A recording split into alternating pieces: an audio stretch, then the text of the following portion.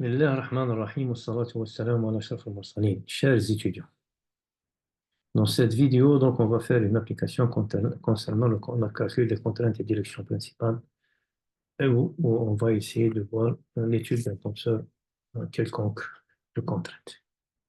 En fait, le but de cette application, donc, c'est de pouvoir redéfinir quelques spécificités, quelques paramètres spécifiques du tenseur, quelques propriétés, qu'on va essayer de les retrouver pour insister sur ces paramètres, c'est très important.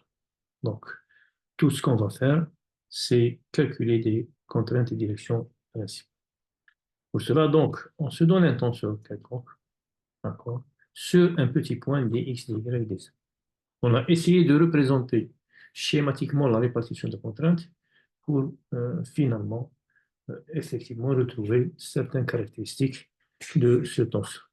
Donc, supposons que ce sont des contraintes avec des flèches quelconques dans un repère x, y, z.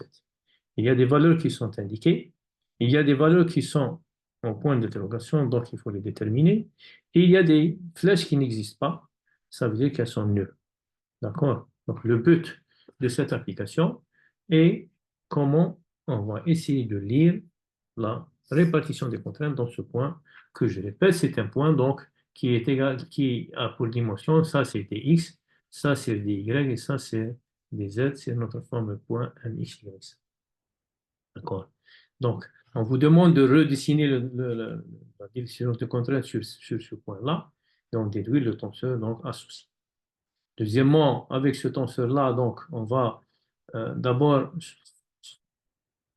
choisir un vecteur unitaire n de composante n demi racine de 2 sur 2 n demi, et on va essayer de calculer le composant du vecteur contrainte dans le repère x, y, z, et aussi le vecteur de contrainte sigma n tau, ça c'est tau, dans le repère x, y, z.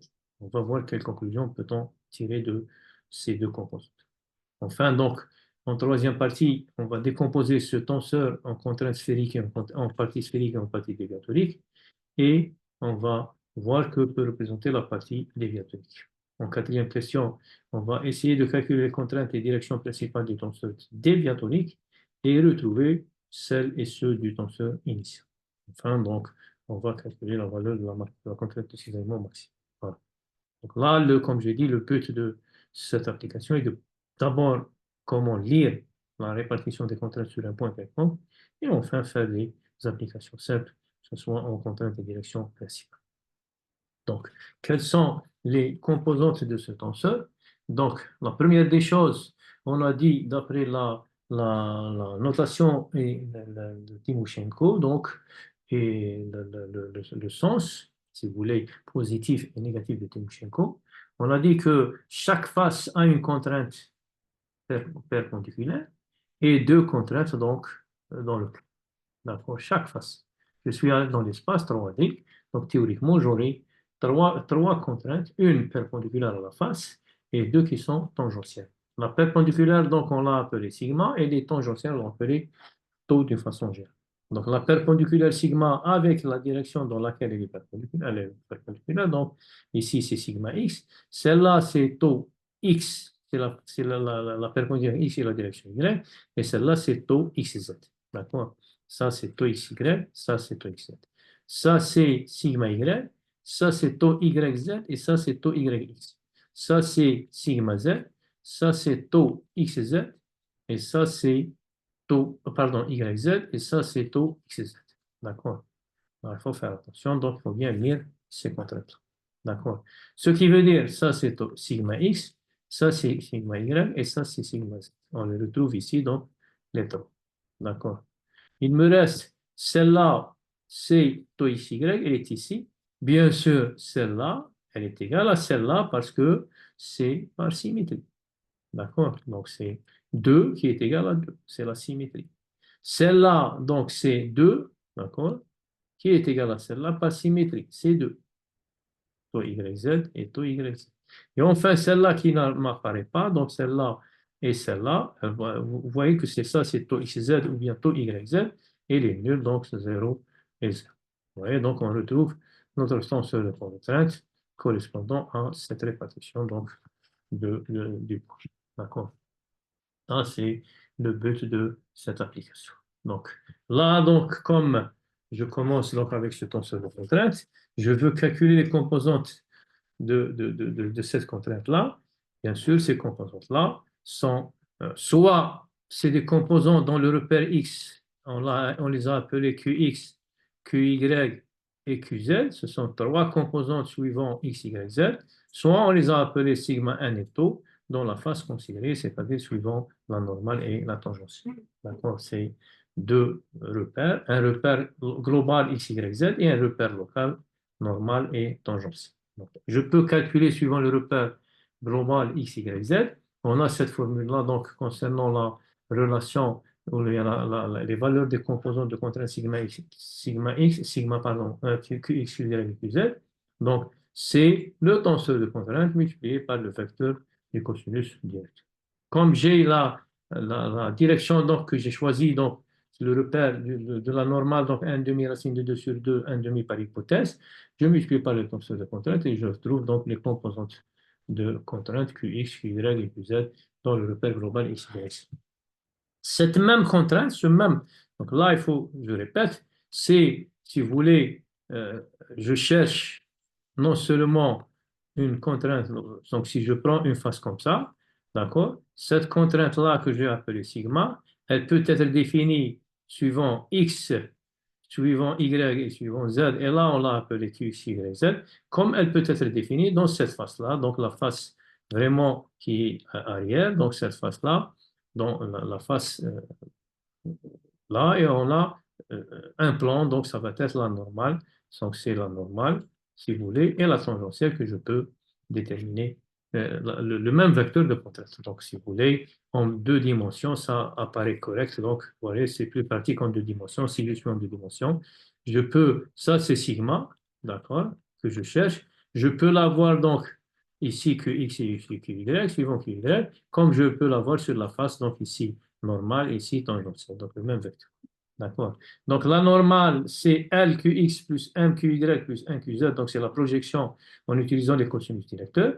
Comme je connais L, M et N, donc je connais X, Y, QX, Y et QZ ici. Donc il suffit de remplacer et retrouver la normale qui est égale à 6 plus 2 racine de 2. Donc cette contrainte-là qui est ici, c'est la contrainte au carré qui est égale à sigma normal fois tau au carré. Donc c'est cette expression donc, dans le repère normal tangentiel qui est égal en même temps qx au carré, qy au carré, qz au carré. Donc c'est 44 plus 24 racine de 2. Je connais sigma 1, je connais sigma au carré par ce biais-là, je peux calculer le taux au carré. Donc sigma au carré moins sigma interne est égal à 0. D'accord? Donc, un signalment qui est égal à 0, qu'est-ce que ça veut dire? Ça veut dire que automatiquement, votre contrainte donc, sera principale. Donc ça, c'est classique. Ça veut dire que si taux est égal à 0, la contrainte qui lui correspond est principale. Et la direction sur laquelle agit cette contrainte-là est une direction principale. D'accord? C'est ça la déduction de la question. Donc, partie déviatorique, partie sphérique, on a dit que chaque tenseur de contrainte, je peux le décomposer en partie sphérique, partie déviatorique. Partie sphérique, c'est la partie où je n'ai que les termes en diagonale qui sont égaux et qui sont égaux à un premier tenseur I1, premier invariant, pardon, I1 sur 3, sigma x plus sigma y plus 7 sur 3, qui est égal à 6. D'accord? 6 plus 6 plus 6. Donc, je pense que sur 3, 18 sur 3, ça 6. À partir d'ici, donc, je calcule sigma d, qui est égal à sigma moins sigma s, d'accord? Sigma d, qui est égal à sigma moins sigma s. Donc, euh, j'ai dit sigma, donc ça, c'est 6, je pense, donc, euh, 6, 2. Donc là, j'ai le sigma d. J'ai oublié donc de le reporter ici. Donc, 6, 6, 6, 2, 2, 2. D'accord? Donc là, c'est sigma d, donc c'est 6, 6, 6, 2, 2, 0 et 2, 2, 0. D'accord? Si vous faites moins les 6, donc vous retrouvez sigma d qui est égal à 6. Ici, je peux le décomposer en cette partie-là, 0, 2, 2, et cette partie-là, donc c'est la même chose, la somme des deux Pour retrouver un petit peu, ça c'est uniquement celle-là qui est différente de 0. D'accord? Ça c'est ce qu'on appelle un cisaillement dans le plan XY. Et ça c'est uniquement YZ qui est différent de 0. Donc ça c'est un cisaillement dans le plan YZ. Finalement, la partie déviatorique, c'est la combinaison de deux cisaillements, l'un dans le plan XY et l'un dans le plan YZ. Pour calculer les directions et contraintes principales de ce tenseur déviatorique, c'est simple maintenant, on l'a fait déjà, donc on a dit c'est sigma D, d'accord, moins sigma fois I, fois LMN, donc LMN est égal à 0, la fameuse équation donc, de valeur et vecteur propre. D'accord, donc si on l'a fait, je calcule, donc ça sera sigma D1 moins 2 racine de 2. Sigma D2 c'est 0, sigma D3 est égal à 2 racine de 2. J'ai dit, il vaut mieux donc classer ces valeurs de la plus petite vers la plus importante. D'accord, ça c'est ce qu'on appelle les contraintes principales du tenseur déviatorique. Maintenant, pour retrouver les directions principales, pour chaque valeur de sigma D, je remplace ici et je calcule le LM1 correspondant ici. D'accord? Donc, pour chaque valeur, si je prends la première valeur, je la remplace ici, attention au signe, et je peux calculer LM et N correspondant à cette direction, cette contrainte principale. D'accord? Trois équations, trois inconnues, donc la résolution devient simple. D'accord? C'est très simple si vous faites cette résolution. Donc, L est égal à 1, 1, M est égal à moins racine de 2 sur 1, 1. La seule différence, c'est que, obligatoirement, la somme des carrés de vos cosinus directeurs doit être égale à 1. Donc là, il faut toujours utiliser cette équation pour lever l'infinité de vos solutions. D'accord? Donc, ça me donne plus ou moins 1 demi, moins plus racine de 2 sur 2, et 1 est égal à plus ou moins 1 demi. Donc, je retrouve à partir d'ici. Donc, donc, déjà, à partir de la première équation et la troisième équation, vous voyez que L1 et L1, c'est les mêmes. D'accord? Et vous retrouvez donc l'autre de la troisième équation. Deuxième contrainte principale, le même travail, on le fait pour la deuxième contrainte principale. Donc, ça me donne ces trois équations, trois inconnues. Donc, là, M2, c'est 0 à partir d'ici ou à partir de l'autre. Et L2 est égal à moins 1, 2. D'accord? Je fais la somme de tout ça pour égal à 1. La somme des cas est égale à 1. Et je tire donc mes trois valeurs de cosinus directeur pour la deuxième direction principale. Enfin, la troisième direction principale, le même principe. Donc, et je retrouve donc les cosinus directeurs de la troisième direction principale. D'accord. Là, c'est très important. N'oublions pas que ça, c'est les directions et contraintes principales du tenseur déviatorique. Pour retrouver le tenseur initial, c'est simple. Les contraintes principales du tenseur initial est égale aux contraintes principales du tenseur déviatorique plus la contrainte moyenne qu'on a utilisée pour le tenseur sphérique. Pour le tenseur sphérique. Donc, il faut ajouter le plus 6 qu'on a tout à l'heure utilisé pour le tenseur sphérique. D'accord? Faites le tenseur sphérique. Si vous avez remarqué, le tenseur sphérique, donc vous voyez que le tenseur sphérique, vous voyez que c'est un tenseur qui a trois contraintes principales, sigma m, sigma m, sigma m, dans les trois directions. Et dans les directions principales sont celle-là, c'est x, celle-là, c'est y, celle-là, c'est z. C'est ça la définition d'un tenseur sphérique. C'est que ces trois contraintes, sigma x, sigma y, sigma z, sont principales. Et les directions, c'est les positions où elles sont déjà posées, x, y et z. Donc, c'est pour ça que pour calculer les contraintes principales du tenseur initial, il suffit d'ajouter sigma m. Par contre, les directions principales du tenseur initial, elles sont les mêmes que celles du tenseur déviatorique, puisque celui-là, ses directions principales sont x, y et z.